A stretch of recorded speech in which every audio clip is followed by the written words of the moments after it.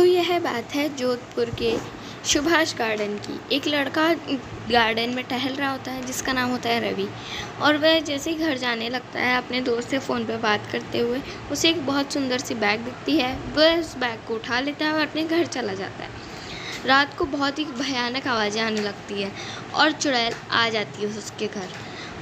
फिर जैसे ही वो देखता है कि कौन है, चुड़ैल बहुत ज़ोरों ज़ोरों से उसका घर का दरवाज़ा खटखटाने लगती है।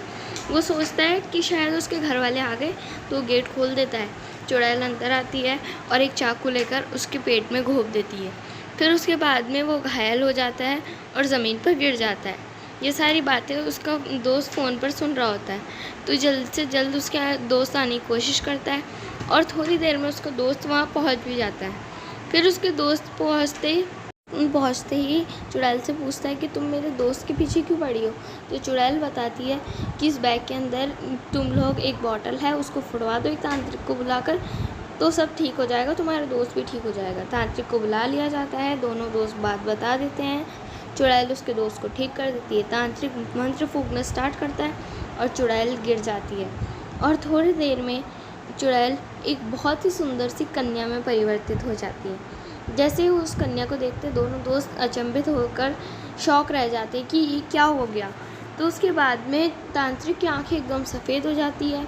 थोड़ी देर बाद वह कन्या बिल्कुल ठीक होकर खड़ी हो जाती है और दोनों दोस्त के पास आने लग जाती है और खड़ी हो जाती है दोनों दोस्त के पास। यह तीनों देखकर बहुत ज़्यादा शॉक रह जाते हैं कि एक तांत्रिक कैसे लेट कर के खिस्सा चला रहा है। तीनों डर जाते हैं।